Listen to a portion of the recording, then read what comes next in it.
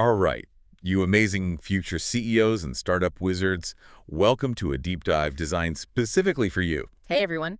If you're in high school entrepreneurship and your brain is buzzing with business ideas, maybe you're picturing your online store, that killer app, or the coolest community project, then you're definitely in the right place. Absolutely. Because today we're going to talk about something super important, maybe not as glamorous as your pitch deck, Yeah. but absolutely crucial for turning those dreams into reality. Yeah, we're talking about understanding the risks. Exactly. The risks that come with launching a business. Think of it like planning an awesome road trip, you know? Hmm. Knowing about potential traffic jams or detours ahead doesn't make the trip less exciting. It just means you're way more likely to arrive successfully. That's a fantastic analogy, and risk management might sound like something only big corporations worry about, but honestly, it's just about being smart and prepared. Mm. It's about looking ahead, identifying the things that could potentially throw a wrench in your plans, and thinking about how you might handle them. Like having a cheat sheet for challenges. Exactly. It helps you make much smarter moves right from the start. Okay, so for this deep dive, we've pulled together some really helpful resources. We looked at Leaders Talk on the actual process of managing risk, Uh-huh. That was good. some great stuff on taking smart chances or calculated risk from Knowledge City, Mm-hmm. Calculated risk, very important. a solid breakdown of what business risk even is from Kelkin Media, and a super useful PDF lesson on understanding business risks. Lots of good material there. Yeah. So our mission today is to take all that good stuff and make it crystal clear and, totally relevant to what you're learning. We want to give you that foundational knowledge. Exactly. So you can go after your goals with your eyes wide open, ready to learn and adapt from any bumps along the way. Okay, let's jump in. All right. So when we talk about business risk, what are we really talking about? Well, in simple terms, business risk is the possibility that something could happen that stops your business from achieving its goals. Okay. Both Calkeen Media and the PDF point out it's about the potential for loss or failure. And honestly, every single business faces this, big or small. So it's about uncertainty. It is. It's that element of uncertainty. You're not exactly sure what might happen, but you know certain events could have a negative impact on what you're trying to achieve.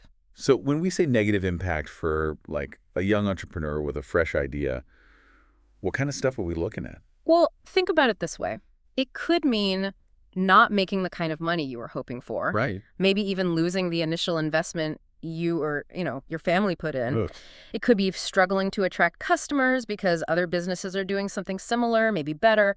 Or it could even be facing a challenge that temporarily or maybe even permanently stops you from running your business the way you planned. The PDF reminds us that your core goals are probably, generating returns, staying competitive, growing your idea, and just keeping things running smoothly day to day. Right. Risk is pretty much anything that could mess with those plans. Okay, that paints a pretty clear picture. Mhm. So risk is like the unexpected plot twists in your business story. Now, our PDF lesson breaks these risks down into some main categories. Let's start with human risks. That sounds like it's all about the people involved, right? Precisely. Yeah. Human risks come from the actions, decisions, and even just the presence of the people who are part of your business, directly or indirectly. Like employees. Definitely employees. Imagine hiring someone who isn't a good fit. They might not perform well, or they could even cause problems with other team members. Yeah, I can see that. Lack of proper training can also lead to mistakes that cost your business money or reputation. The PDF also mentions things like disagreements between partners. If you're starting something with a friend, say. Oh, yeah, partner disputes. Right. Or even the risk of theft, which sadly can happen. High turnover people leaving your team a lot. That's another human risk because it costs time and money to keep finding and training new people. Right, because if your star coder suddenly quits your app startup, that's a pretty big human risk. What about third-party risks? Is that still under the human umbrella? Yes, it is, essentially. These are the risks tied to people or organizations that aren't your direct employees but are still essential. Like suppliers. Exactly. Think about who you're getting your supplies from. What if your key component supplier suddenly can't deliver? Boy, that'd be bad. Or if you hire someone to build your website and they just, vanish halfway through. Yikes. These are third-party human risks. The PDF gives a good example. A restaurant suffering bad reviews because of inexperienced staff. That's a human risk impacting customers and the business's bottom line. Definitely makes you think twice about who you're relying on. Okay, next up we've got natural risks. This one feels pretty straightforward. It generally is, yeah. These are the risks that come from the environment, things largely outside of our control. Like weather. Exactly. We're talking about weather events like unexpected heavy rain canceling your outdoor market stall, or extreme heat spoiling food products if you're in that business. Okay.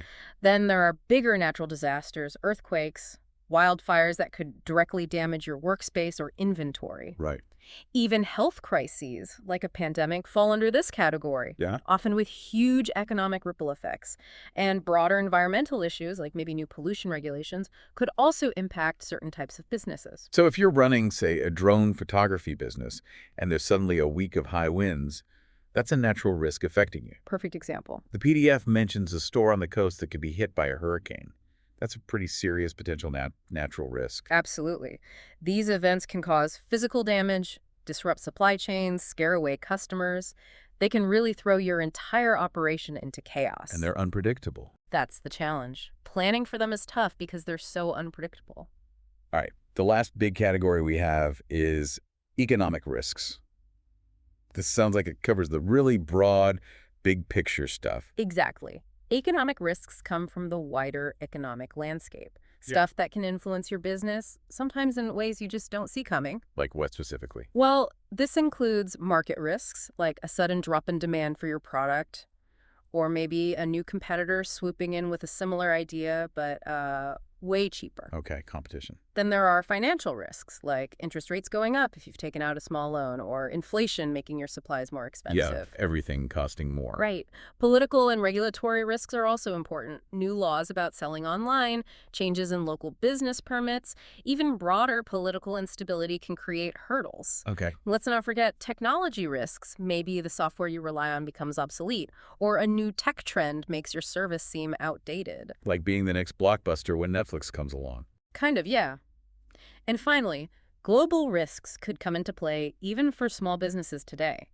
Things like changes in currency exchange rates if you're buying materials from overseas, or new trade rules. The PDF gave that example of a manufacturing company suddenly facing tariffs on imported parts. That really shows how these big economic shifts can hit even smaller players. Definitely. It feels like a lot of these economic risks are things you can't really control directly, especially when you're just starting out. That's a key point. While you can try to adapt to some market changes, maybe adjust your marketing or product, larger economic forces or government policy shifts, often beyond your immediate influence. Okay, so those are the main buckets: human, natural, economic. But the PDF also talks about slicing and dicing risks in other ways, like pure versus speculative. What's the difference there? Okay, think of a pure risk as something that can only lead to a bad outcome or no change at all. Just downside. Pretty much. Imagine the risk of a fire in your workspace. Either it happens and you have damage, that's a loss, Huh? or it doesn't happen and everything stays the same. There's no way a fire could actually benefit your business. Got it. It's just bad or neutral, like getting a flat tire on that road trip we talked about. Yeah. No upside to a flat tire. Exactly. Now, speculative risks, on the other hand, sound more like the risks you take when you're trying to grow or innovate. Yeah. How so? Well, speculative risks are situations where there's a possibility of loss, sure, but also a chance of no change or even a gain, an upside potential. Like launching a new product. That's a classic example. Deciding to launch a brand new product line is a speculative risk. It could be a massive hit, bring in tons of profit, that's the gain, Right. or it might just break even, no change. Or it could totally flop and cost you money, that's the loss. The outcome is uncertain, with a range of possibilities. That makes sense. Yeah. So pure risks are generally things you want to avoid or protect against, while speculative risks are often part of the game when you're trying to build something new, even though they could fail. You've got it. The PDF also mentions controllable versus uncontrollable risks. We touched on this a bit with economic risks, but let's dig a little deeper. Right. So controllable risks are those that your business can directly influence or manage through your own actions and decisions. Like what? For instance, the PDF mentions employee theft. You can put in place security cameras, have clear rules about handling money, maybe do background checks on hires. Those are all ways to control that specific risk. Okay, things you can actively do something about. Exactly. Uncontrollable risks, as we've discussed, come from outside factors where you have little to no direct influence, like that sudden economic downturn or a major natural disaster. So it sounds like a big part of being a smart entrepreneur is to really focus on controlling the risks you can control Hmm. and then having plans in place to deal with the ones you can't, like contingency plans. That's a great way to put it. And the last classification here is insurable versus uninsurable. This one sounds like it relates directly to insurance, right? Exactly. Insurable risks are the types of things that insurance companies will typically provide coverage for, like damage to your property from a storm or a fire, or maybe liability if someone gets hurt using your product. So you pay a premium for that protection. Right. You pay a regular fee, the premium, and if a covered event happens, the insurance helps cover the financial losses. Uninsurable risks, then, are those that are very difficult or impossible to get insurance for. Why is that? Well, often it's because they're too unpredictable or maybe too widespread, like a general recession, or they might be too closely tied to your actual business decisions and strategy. Like a bad business decision. Exactly. The PDF gives examples like damage to your reputation if customers just don't like your product, or losing out to competitors. You can't really buy an insurance policy to protect against those kinds of things. You can't insure against a bad idea or poor execution. Right, makes sense. Now, Calkeen Media also talked about some specific causes of business risk. Mm. Are these different from the categories we've been talking about, or do they overlap? They definitely overlap, but they offer a more specific look at where risks often originate. Calkeen Media points out that your competitors are a major cause of risk. How so? Well, they might suddenly lower their prices, which forces you to maybe do the same and cuts into your profits. Or they might release a product that's way better than yours and just steals your customers. That's a market risk caused by competitors. Okay. What else? Changes in demand are another big one. If everyone suddenly stops wanting the type of thing you sell, maybe a trend fades, that's a huge risk. We saw that with the Kodak example, right? Yeah. Calkeen Media used that one. Okay. They didn't adapt to the shift from film to digital cameras. Precisely. A massive strategic risk tied to changing demand and technology. Calkeen Media also highlights poor management or incompetent mismanagement, as they put it, as a significant cause. Oh, too. Yeah. If you don't plan properly, don't manage your money well, or just make consistently bad decisions, it can lead to all sorts of problems, like running out of cash. That's a human risk, essentially. Okay. Natural disasters, of course, are a direct cause. Technology usage can be a double-edged sword. New tech can make things more efficient, sure, but the initial cost and the risk of that tech becoming outdated, those are causes of risk. Right. Changes in government policies, new taxes, regulations, and human factors like theft or fraud by employees are also key causes they mention. It's interesting how so many of these causes tie back into those broader categories we talked about earlier. Yeah. Competitors in demand are market risks, natural disasters are natural risks, poor management is a human risk. Exactly. It all connects. It's just different ways of looking at the same potential problem. Okay, so we know what risks are and where they can come from. Mm-hmm. Now, how do we actually deal with them? Let's dive into the risk management process as outlined by Leaders Talk. What's step one? Right. The risk management process is really a step-by-step way to handle uncertainty. The first step, according to Leaders Talk, is risk identification. Figuring out what could go wrong. Exactly. This is all about figuring out what potential problems could actually impact your business. You need to gather info, maybe think about challenges and similar projects, talk to mentors, look at industry benchmarks. The PDF really emphasizes making a comprehensive list. Brainstorm everything.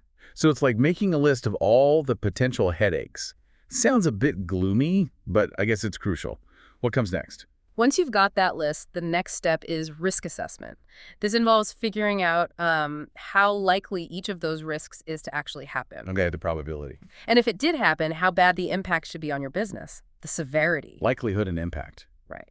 This helps you prioritize. You figure out which risks are the most important to focus on. You'll want to spend more time and energy on the things that are both likely and could cause significant damage. So a tiny risk that's super unlikely isn't as urgent as a big risk that could easily happen.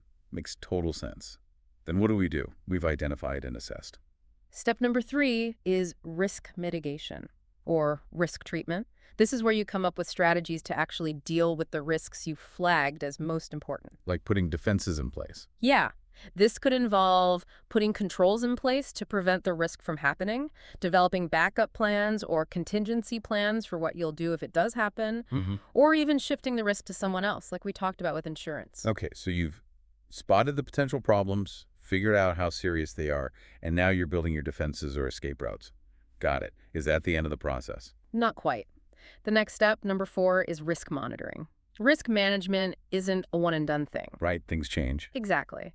You need to constantly keep an eye on your identified risks and your strategies for dealing with them.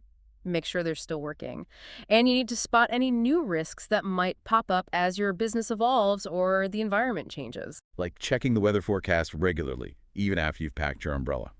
Good point. And what's the final step? The last step is risk communication. It's really important to keep everyone who needs to know informed. Who's everyone? Well, your team members, definitely. Any investors or partners. And depending on the risk, maybe even your customers or suppliers, keeping them in the loop about the risks you're managing and the plans you have builds trust and ensures everyone is on the same page. That makes perfect sense.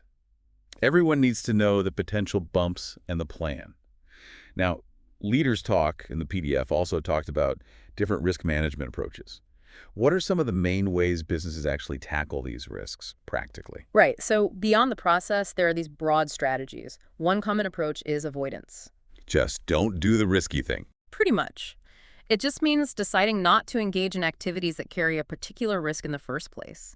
For example, as Leaders Talk mentions, if you think entering a certain online marketplace is just too risky, maybe too much competition, super low margins, you might just decide to avoid it altogether. Steer clear. So if the risk looks too hot to handle, you just stay away. Okay. What's another way? Another is reduction, also called mitigation. This focuses on trying to lower either the chance of a risk happening or how bad the impact would be if it did. How would that work? Think about your online store again. You might use strong passwords, two-factor authentication, cybersecurity software that reduces the risk of getting hacked. Okay. Or, as the PDF mentions, a physical store might install security cameras to reduce the risk of theft. Diversifying suppliers, getting materials from more than one place, reduces the risk of one supplier letting you down. Makes sense. You're not avoiding the risk completely, but you're taking steps to make it less likely or less damaging. What about transfer? We touched on this with insurance. Exactly. Transferring risk involves shifting the financial consequences of a risk to someone else.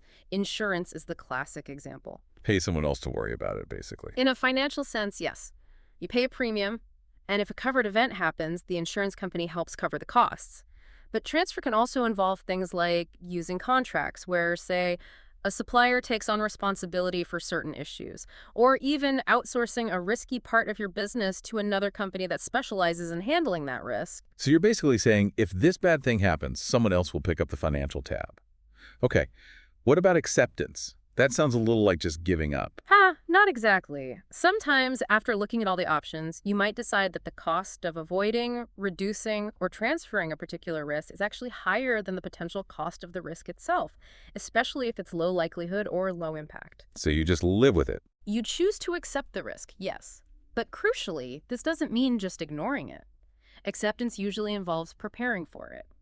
Maybe setting aside some money as a contingency fund, a buffer, or having a clear plan for how you'll deal with the consequences if it actually happens. Okay, so you're acknowledging it might happen and making sure you have a safety net. Got it. And there's one more approach. Sharing.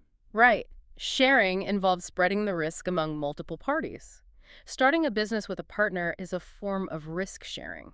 Ah, okay. You're both in it together. Exactly. You're both investing time and money, and you share the potential rewards, but also the potential downsides. Joint ventures, where 2 or more businesses work together on a specific project, are another good example of risk sharing. Interesting. It sounds like there's a whole toolkit of strategies: avoid, reduce, transfer, except share you can use depending on the specific risk. That's the idea. You choose the most appropriate approach or a combination of approaches for each significant risk. Now, Leaders Talk and the PDF both emphasize just how important risk management is overall. Why should young entrepreneurs who are just starting out, maybe with limited resources, really care about this stuff? Well, think about it. When you're building something from scratch, you're often putting in your own limited resources, right?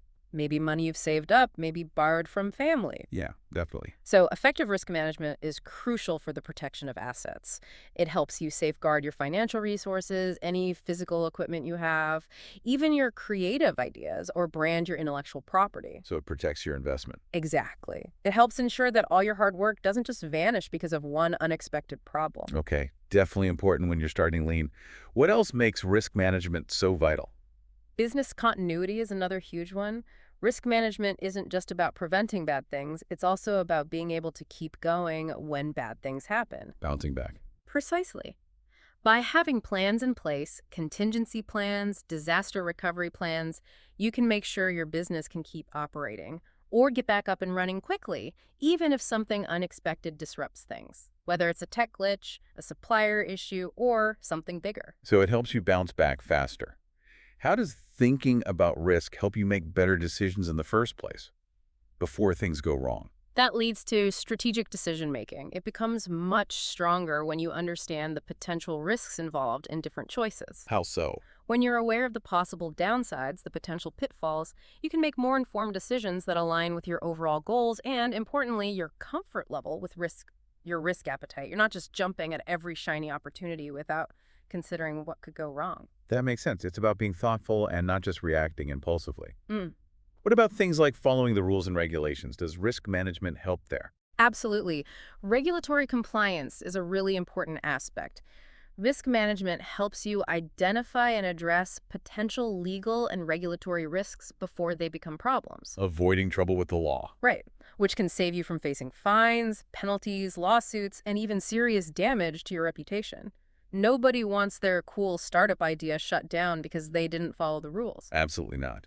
And finally, leaders talk mention that good risk management can lead to an enhanced reputation. How does that work? Well, when you show your customers, your suppliers, maybe future investors that you take risk management seriously, it builds trust. It shows you're professional. Exactly. It shows that you're responsible, you're thinking ahead, and you're prepared for challenges. That gives people more confidence in your business and makes them more likely to want to work with you, buy from you, or invest in you. That makes a lot of sense. It shows you're building something solid, not just flying by the seat of your pants. Now, Knowledge City and the PDF bring up this idea of calculated risk. This sounds different from just managing downsides. It sounds like it's about being smart about the risks you do decide to take. Exactly right.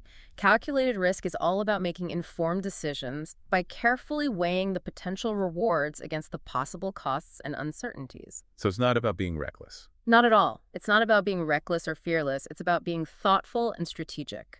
Knowledge City emphasizes that taking calculated risks is often essential for innovation, for growth, for seizing new opportunities that can really propel your business forward. So it's not about avoiding all risk, which would probably mean doing nothing new, Right. but about being smart and strategic about which risks you embrace.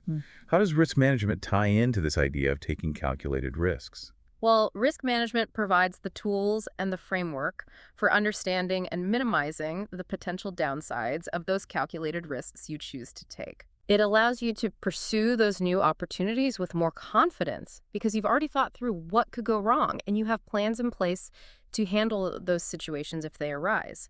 You're making an informed bet, not a blind leap.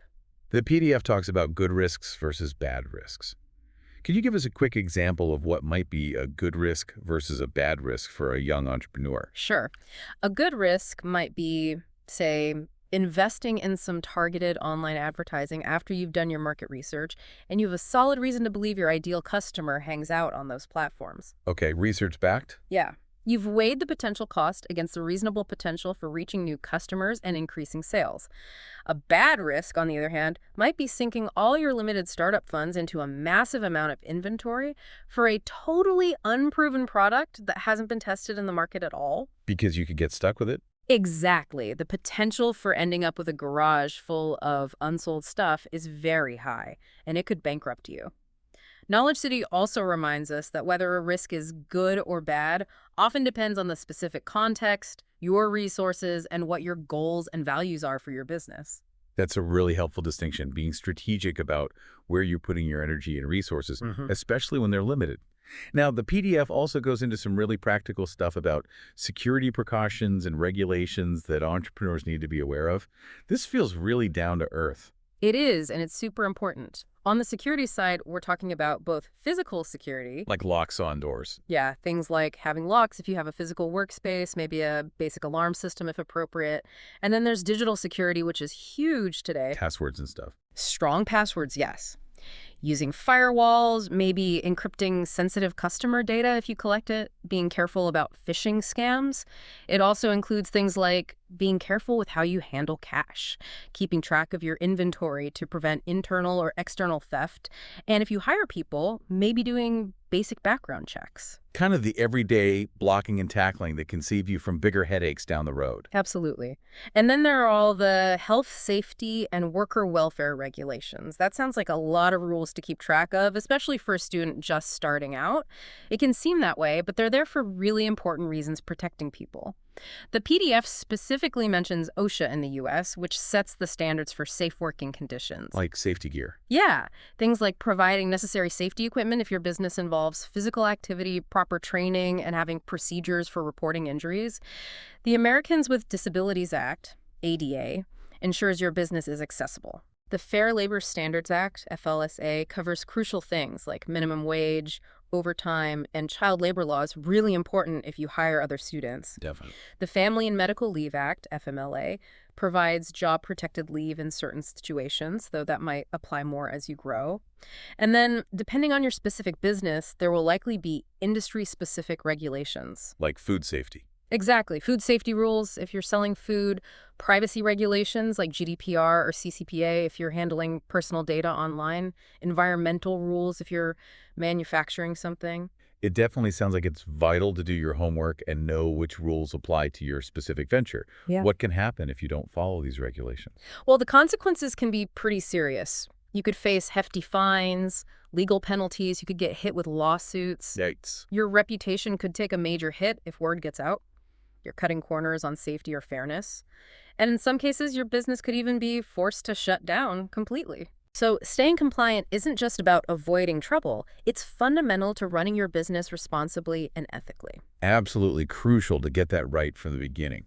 Now, the PDF actually gives a fictional but really useful case study analysis, Sweet Dreams Bakery, to show how all these different kinds of risks and management strategies can play out in a real, everyday small business. Yeah, that was a helpful illustration. Let's take a quick look at a couple of those examples. What was one risk they faced? Sure. One risk Sweet Dreams Bakery identified was employee illness leading to staffing shortages. That's clearly a human risk. Right. Pure or speculative? They classified it as a pure risk. It only leads to a negative outcome, being short-staffed. They saw it as partially controllable by cross-training employees so others can step in if someone's out sick, and maybe partially insurable through certain types of business interruption insurance. And their plan. Their management strategies were exactly that. Cross-train staff so people could cover different roles and build relationships with reliable part-time helpers they could call on short notice. Makes sense. Can't stop someone from getting sick, but you can have a plan B. What's another risk the bakery looked at? Okay, they also considered the natural risk of a power outage during a summer heat wave damaging refrigerated inventory, like cakes and cream melting. Oh yeah, disaster for a bakery. It's definitely a pure risk-only negative outcomes there. They deemed it uncontrollable. They can't stop a power outage, but it was insurable. So the strategies. Were to invest in a backup generator to keep the fridges running and make sure they had good insurance coverage, specifically for spoilage of their perishable goods. Smart thinking for a business that relies on keeping things cold. Yeah. What about a more economic risk for the bakery? Did they consider those? They did. They faced the economic risk of rising cost of key ingredients like flour or sugar. Inflation hitting them? Right. Yeah. They saw this as a speculative risk they might have to absorb the cost, lower profit, raise their prices, potential loss of customers, or find cheaper alternatives, potential quality issues. So potential loss, gain, or no change in profit depending on how they handle it. Controllable. Insurable. They considered it partially controllable. They could try negotiating with suppliers, lock in longer-term contracts maybe, or adjust their menu prices, but they noted it's generally uninsurable. You can't insure against rising commodity prices usually. And their plan. Their strategies included trying to secure those longer-term contracts with suppliers for price stability and being prepared to strategically adjust their pricing if input costs went up too much. Shows how even a small local bakery has to keep an eye on the bigger economic picture. One more example from Sweet Dreams. Okay, finally, they looked at the critical health and safety risk of potential foodborne illness from their product. That's a huge one for any food business. Massive. Definitely a pure risk, but also something they could definitely control through strict hygiene, proper food handling, temperature control procedures, and it's also insurable with liability insurance. So their management strategy was, Implementing those strict hygiene and handling protocols rigorously, ensuring all staff were thoroughly trained on food safety, and maintaining adequate liability insurance just in case something did go wrong despite their best efforts. that bakery case study really brings all these concepts, categories, classifications, strategies to life. It shows how relevant this all is for even a seemingly simple small business. Yeah, it makes it much more concrete. Now, Leaders Talk also touched on the importance of building a risk-aware culture. What does that actually mean in a company, or maybe even just in your small founding team? A risk-aware culture is essentially one where everyone involved in the business understands that risks are just a normal part of doing business, Okay. and that being aware of and managing those risks is part of everyone's responsibility, not just the boss's job. So how do you build that? Leaders Talk highlighted a few key elements. First, it really starts with leadership commitment. The founders, the managers, they need to show that risk management is a priority, talk about it, allocate resources to it, set the tone. Okay, lead by example. Then, training and education are crucial. Everyone on the team should understand basic risk management principles that are relevant to their specific role. What risks should they be looking out for? Makes sense. Open communication is also key. People should feel comfortable raising concerns about potential risks they see without fear of being ignored or, worse, blamed. You want people to speak up. Create a safe space for that. Exactly. Risk management also needs to be integrated with business processes. It shouldn't be some separate checklist you do once a year. It should be part of how you plan projects, make decisions, review performance every day. Built into the workflow. Right. And finally, there should be continuous improvement. You should regularly review your risks, see how well your management strategies are working, learn from near misses or actual incidents, and make adjustments as needed. It's an ongoing cycle. It sounds like it's about making risk awareness just part of the normal way everyone thinks and operates in the business. That's a perfect summary. And lastly, Leaders Talk also mentioned some of the challenges in risk management. What are some of the things that make it difficult for businesses, especially maybe new ones, to manage risk effectively? Yeah, it's not always easy. One of the toughest challenges is simply identifying unknown risks. The infamous unknown unknowns. The things you don't even realize could hit you. And you deal with that. It requires staying curious, keeping an eye on broader trends, maybe talking to mentors or advisors who have more experience and might see things you don't. Another big hurdle is resource constraints. Time and money. Exactly. Especially for startups or small businesses that might not have a lot of extra time, money, or specialized expertise to invest in elaborate risk management systems. Yeah. You have to be practical. What else? Sometimes you might face resistance to change. People, maybe even yourself or your co-founders, might be used to doing things a certain way and push back against new procedures aimed at managing risk. We've always done it this way. That mentality, yeah. The complexity of interconnected risks can also be a challenge. One risk might trigger a whole chain reaction of other problems, and mapping that out can be difficult. Like dominoes falling. Kind of it. And finally, just maintaining compliance with evolving regulations can be an ongoing effort. As laws and rules related to privacy, safety, environment, etc., change over time, you have to stay updated. It definitely sounds like managing risk is an ongoing process that takes real effort and attention. But based on everything we've discussed, it's clearly a worthwhile investment for any entrepreneur, young or old. Absolutely. Understanding and managing business risks isn't about being negative or fearful. It's really about being prepared. It's about making smarter, more informed decisions. Yeah. And ultimately, that increases your chances of success and helps your business not just survive, but actually thrive in the long run. So for all you bright young entrepreneurs listening, remember this. Taking risks is part of the journey, right? That's inherent in starting something new. But being aware of those risks, thinking about them, and having a plan to manage them, that's what separates those who just dream about success from those who actually build resilient, lasting businesses. Well said. It's not about avoiding every single bump in the road, because you probably can't. It's about knowing they might be there and being ready to navigate them when they appear. Prepared for the journey. And with that in mind, here's a question for you listening to really think about. What are the one or two biggest potential risks that you can already identify for the business idea you're currently working on or dreaming about? Good question. Just think about it. And then what's maybe one small, concrete step you could take this week? Just one thing to better understand those specific risks or start thinking about how you might address them. Maybe identify if it's human, natural, or economic. Controllable. Exactly. Just start that thinking process. That's some great food for thought. Embrace the challenge of building your business. And remember that being aware of potential risks isn't a weakness. It's actually a huge sign of strength and a crucial step towards creating something truly resilient and successful. Go for it. Thanks for taking this deep dive with us